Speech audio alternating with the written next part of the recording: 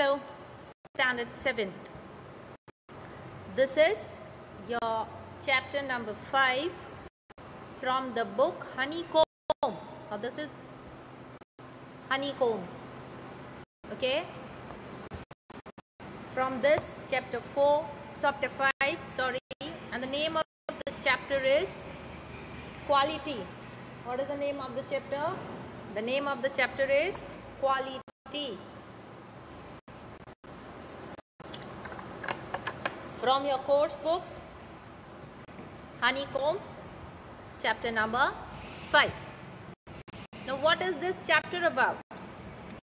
This chapter is about, we can say it is a story. Okay? It is a story of a German shoemaker who settled in London. Okay? We will see in this chapter a story of a German shoemaker who settled himself in London. He used to make boots for the narrator. Narrator means the author of this lesson. And who is the author of this lesson? The author of this lesson is John Galsworthy. Who is the author of this lesson? John Galsworthy. Okay? Now, who was John Galsworthy? John Galsworthy was, you can say, a novelist, a playwright. Okay? John Galsworthy was a novelist and a playwright.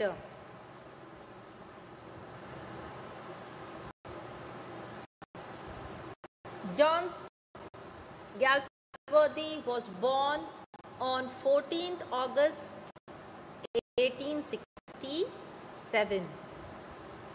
And where was he born? He was born Kingston upon Thames, United Kingdom. Okay, some of the plays which he wrote were Strife, The First and the Last, The Skin Game, The Escape. These were some of his plays which he wrote.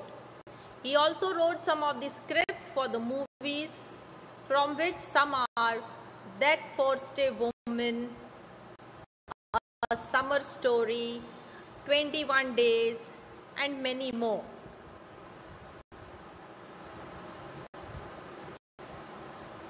And many more. So these were some of his things, some of his plays and his scripts which he wrote. Today we are going to see one of his written story, that is Quality. Okay.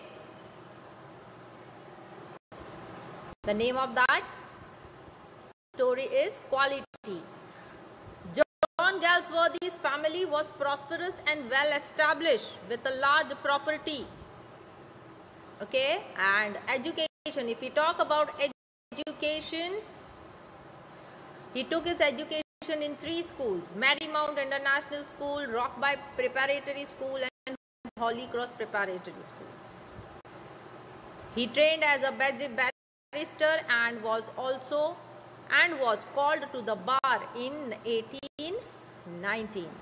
If we more talk about his career, From the Four Winds, a collection of short stories, was Galsworthy's first published work in 1897. Okay, and with this he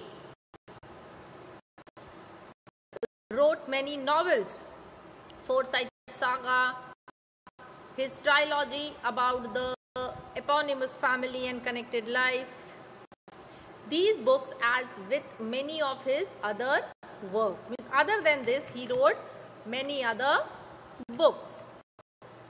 Galsworthy lived for the final 7 years of his life in Bury in West Sussex. He died from a brain tumor at his London home, Grove Lodge, Hampstead. In accordance with his will, he was cremated at Woking, with his ashes then being scattered over the south dawns from an aeroplane.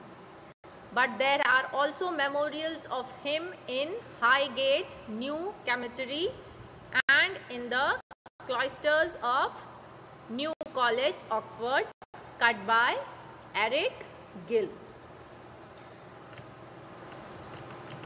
If we want to know more about his writings, as I told you, he had written many of them. I'll take some of the name. Strife in 1909. Justice, a play. He wrote a play named Justice in 1910. A Motley in 1910. A Spirit of Punishment in 1910. A Little Dream, also a play he wrote in 1911. The Eldest Son is also a play written by him in 1912, and there are many more as this which he has written. Okay, so this was all about our author of this chapter, John Galsworthy. Okay, let's move to the story quality. What is this story about?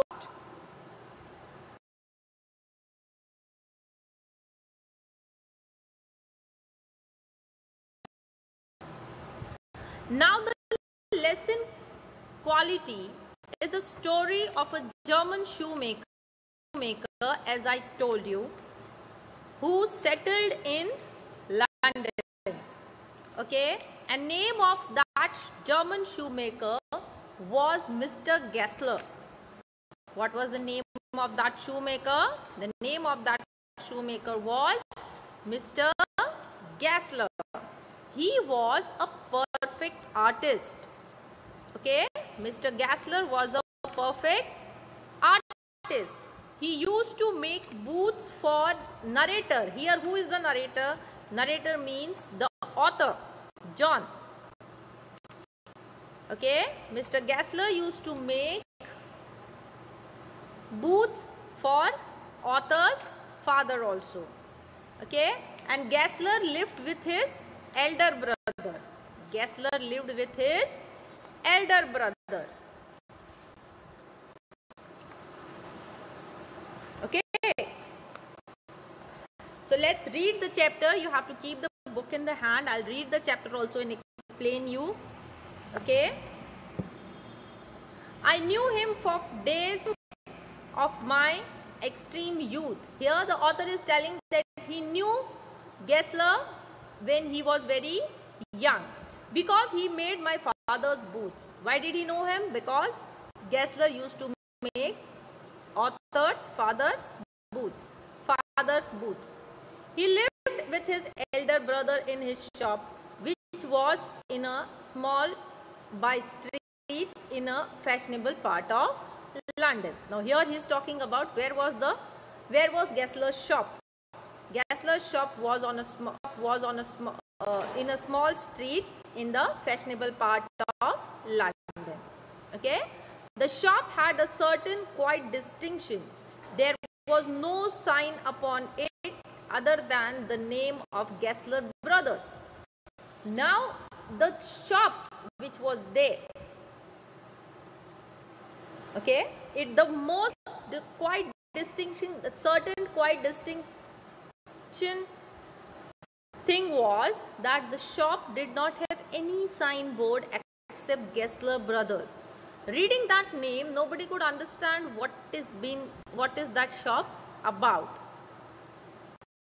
Okay, there was no sign upon it other than the name Gessler Brothers, and in the window a few pairs of boots. Whenever you go to a shoe shop, you must have seen in the showcases there are many boots there. Okay, so same happened with Gessler's shoe shop also. Okay, he made only what was ordered, and what he made never failed to fit. Okay, now these Gessler brothers, they did not buy the shoes from anywhere else. They used to make shoes on their own, and only when they got some order to make the shoe, boots you can say, okay.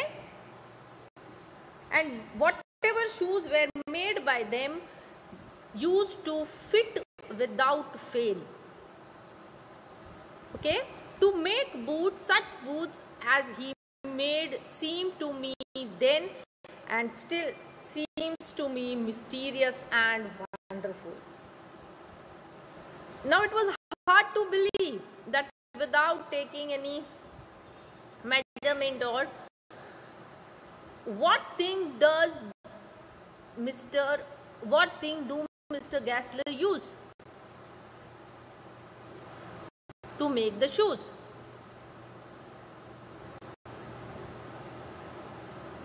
I remember well my shy marks one day while stretching out to him my youthful foot. Isn't it awfully hard to do, Mr. Gessler?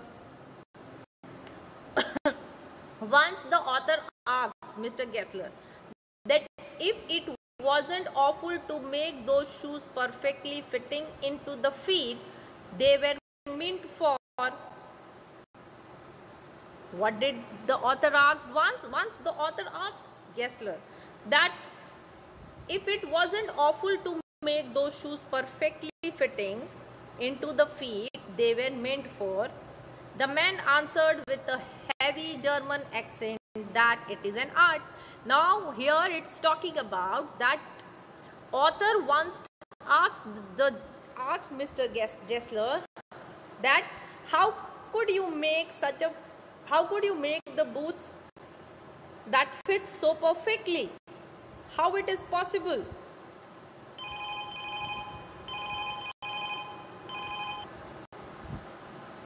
So this was the question in the author's mind, that if the shoes does not fit perfectly in somebody's leg, then so for this Mr. Gessler answered that it is an art. It is not possible to go to him very often. It was not possible because it was an art.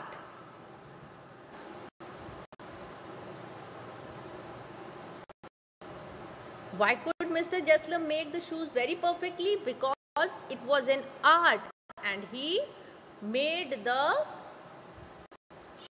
shoes with full passion.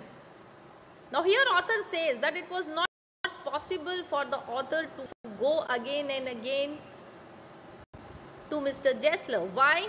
Because the boots which were made by Mr. Gessler lasted terribly. Lasted terribly means they were so, you can say,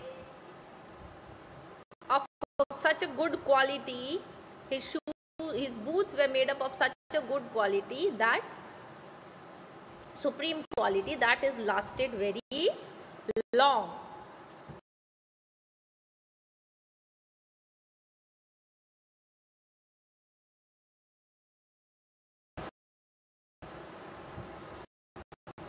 And why did this happen so? Because Mr. Gessler will be engrossed in his boot making art most of the time. This boot making was an art for Mr. Gessler. So he was so much engrossed in that he won't talk much with his customers. He never used to talk much with his customers. He strongly admired every piece of material he used to work with. Whatever material was used by Mr. Gessler to make the shoe was admired by Mr. Gessler, and then he used to make the shoe. The shoes which were made by the boots made by Gessler brothers were of supreme quality and they lasted very long. They were of such a good quality that for years and years it did never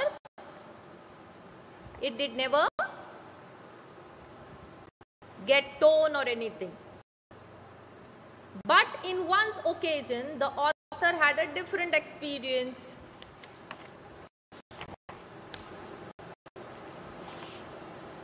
Having something beyond the top.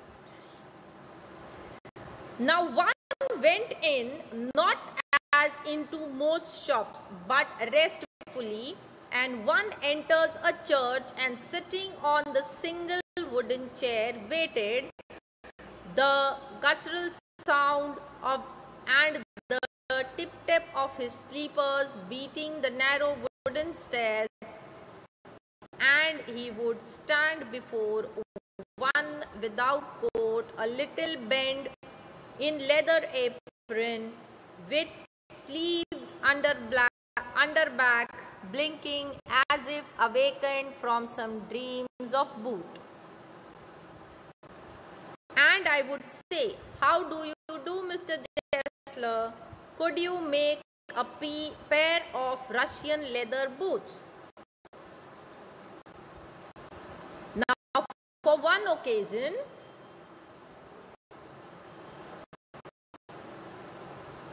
author gave an order to Mr. Jessler to make the boots of Russian leather. Okay, without a word. Now, as we had seen that Mr. Jessler did not speak a word or not talk much, you can say. Okay, without speaking a word, he would leave me retiring whence he came and into the other portion of the shop, and I would continue to rest in the wooden chair, inhaling the enhance of his trade. Soon he would come back, holding in his hand a piece of golden brown leather. With eyes fixed on it, he would remark,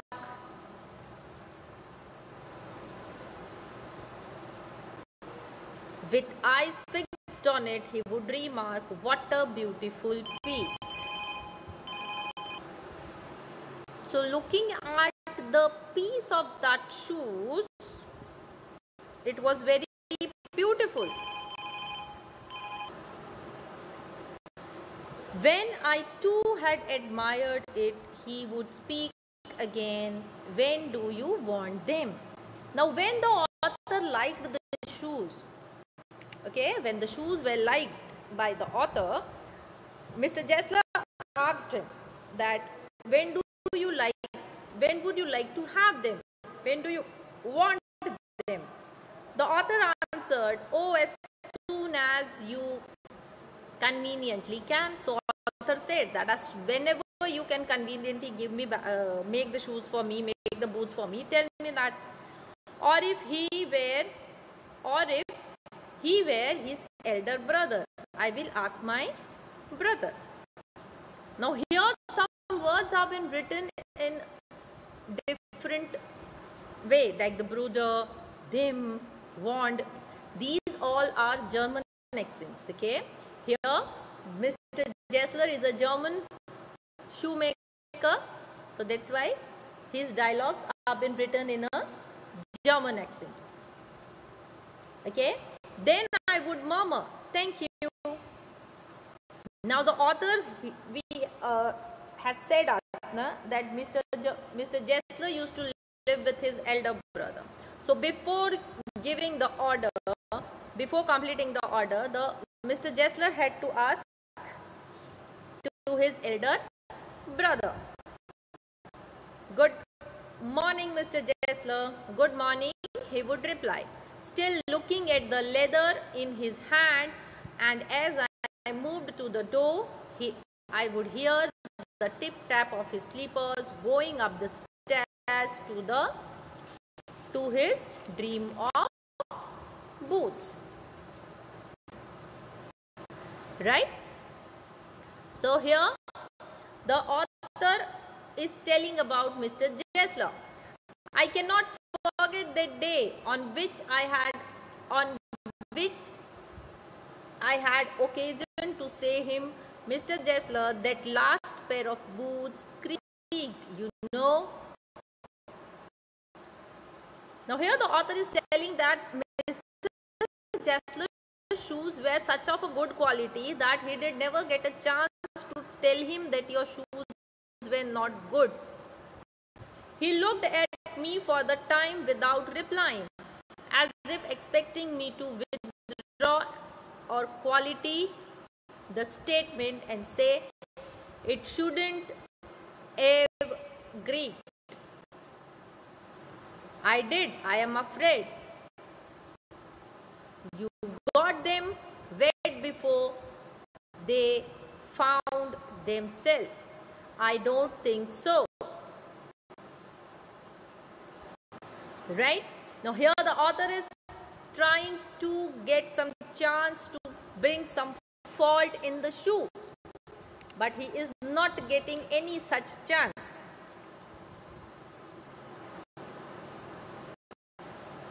Okay?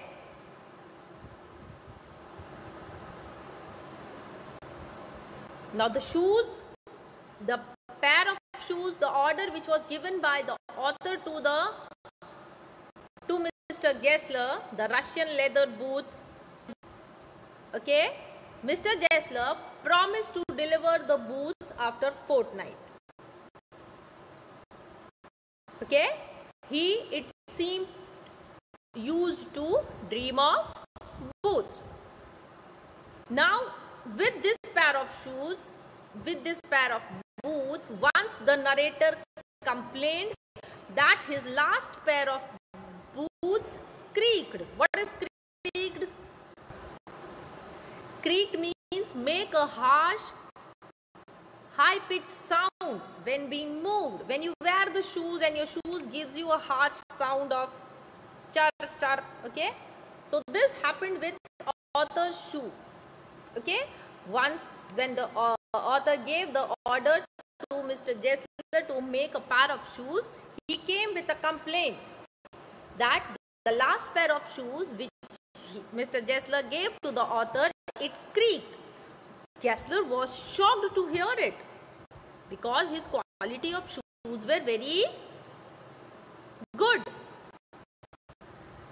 So he said he agreed to repair it and replace them. Mr. Gessler agreed to repair the shoes, and if he couldn't, he will return the money to the author.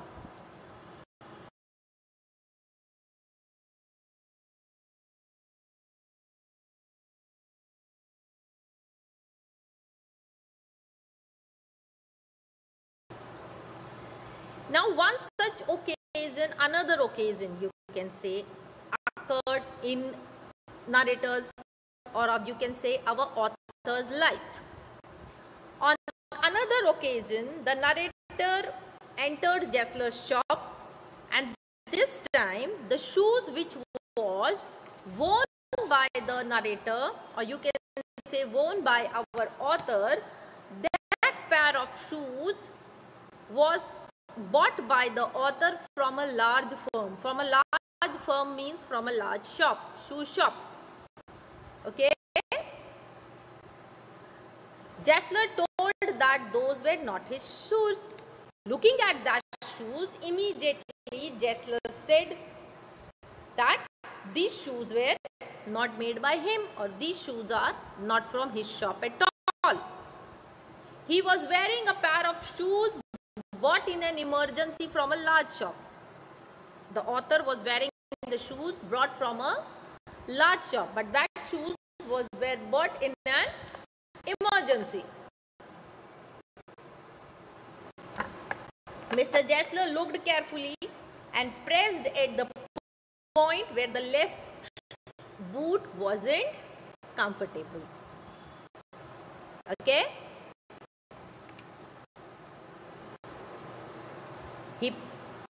What did Mr. Gessler do? Mr. Gessler put a finger on the place where the left boot was not comfortable.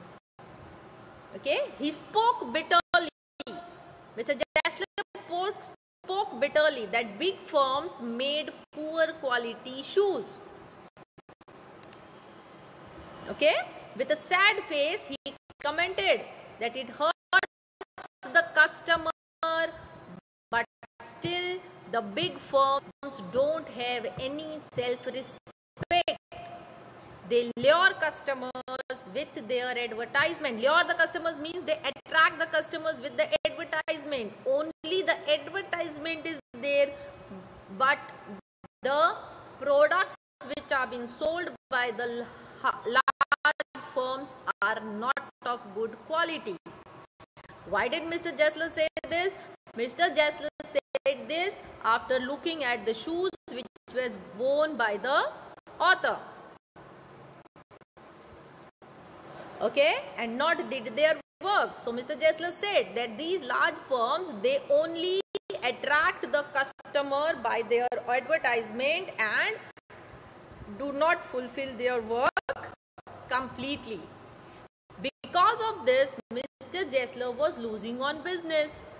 Now, because of these large firms, what was happening? The quality, the large firms never give you any quality. Mr. Gessler said that large firms never give you any quality. Okay, and because of this, Mr. Gessler's business was going down. The author has heard such things for the first time from Mr. Gessler. He felt bad and ordered many pairs of boots instantly. Now, previously the author said that Mr. Gessler was so much involved in his work, he felt that the boot making, the shoe making was an art. So Mr. Gessler was so much involved in his work that he used to speak very less with his customers. But this time the author had heard such things from Mr. Gessler for the first time. And the author also felt bad. So what did author do? The author ordered many pairs of shoes instantly, sitting there at once. After several months, he went to their shop again. But this time he mistook Mr. Gessler for his elder brother. Now, after many months, the author went to Mr. Gessler's shop. But when he went to Mr. Gessler's shop, Mr. Gessler was not there, but Mr. Gessler's elder brother was sitting there. After a while, he realized his mistake, means he was mistaken.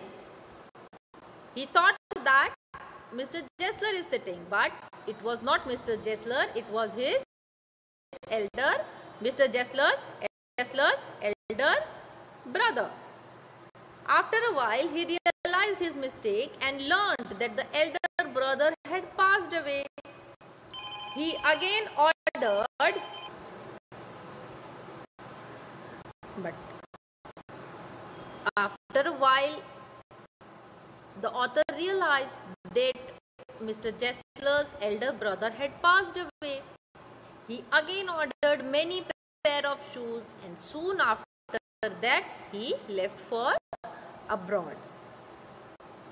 Okay, after returning back, he went to his favorite boot shop again. Now here the author is telling that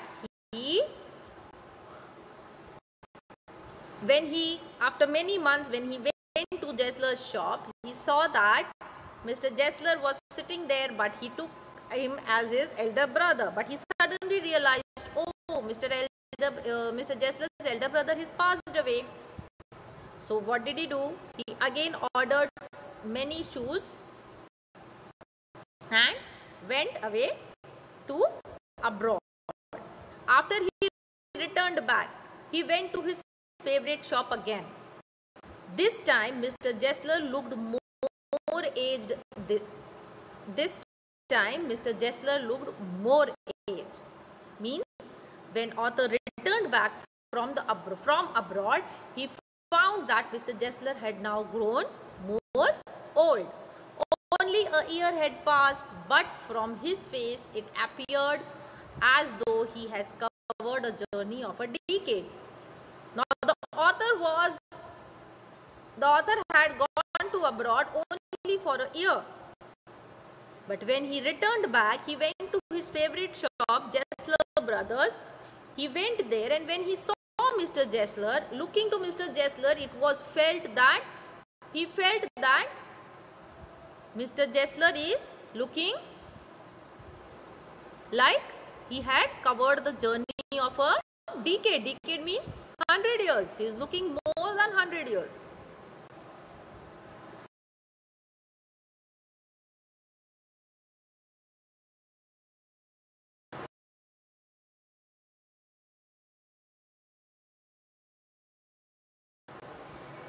So, looking at Mr. Jessler, the author felt that Mr. Jessler had grown more old than his age. Mr. Jessler had grown more old than his age.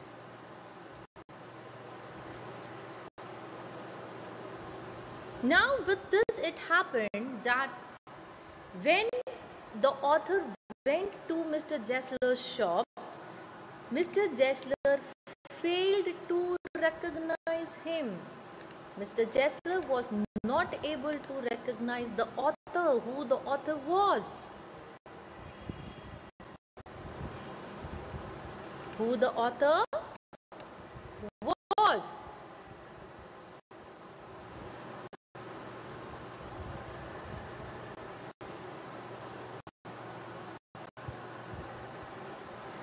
And why did the author go to Mr. Jessler's shop? The author went to Mr. Jessler's shop to thank him for the new boot he had parceled to him.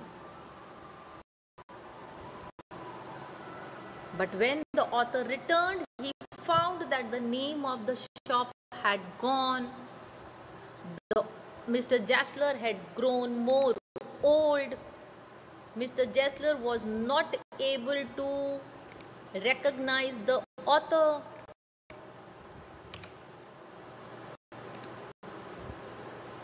Right?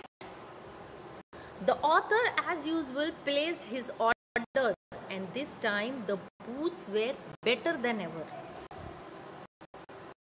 The author ordered the boots this time also. After looking at the author, after looking at Mr. Jessler,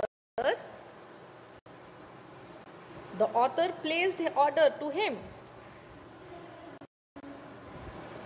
The author placed new order, and when he got his order, when the author got his order, the boots were more better than ever.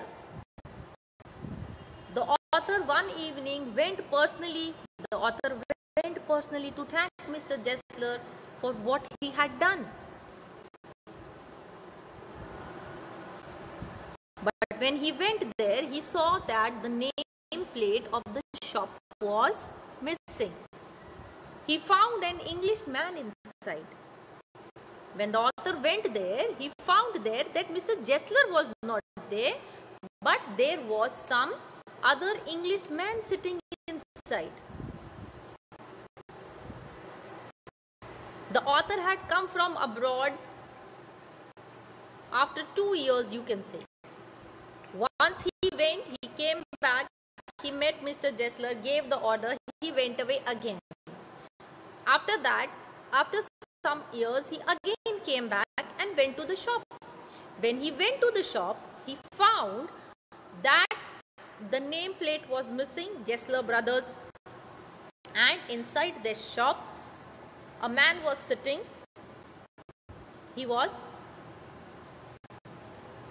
And that were some Englishmen. Okay? Mr. Jessler had, and the Englishman who was sitting inside, they informed the author that Mr. Jessler had passed away. And when Mr. Jessler passed away, they had taken up the shop. And more further, the men added that Mr. Jessler died of starvation. Died of starvation means Mr. Jessler, because of lack of food, his business failed. for he took a long time to supply the order. And why did it happen so? It happened so because Mr. Jessler used to take long time to supply the order. But in today's world, people don't see the quality. He never made any advertisement as the large firms did. They did make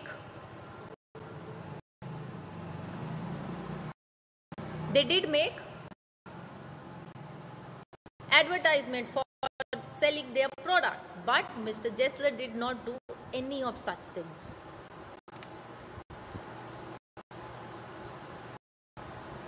Right?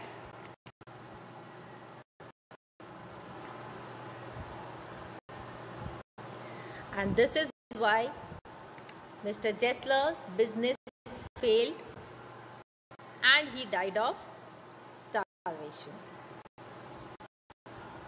For making of his shoes, Mr. Jessler, for making of his shoes, he used better quality of leather. Okay, he used better quality. Whatever material he used for his shoes were of better quality, good quality, you can say.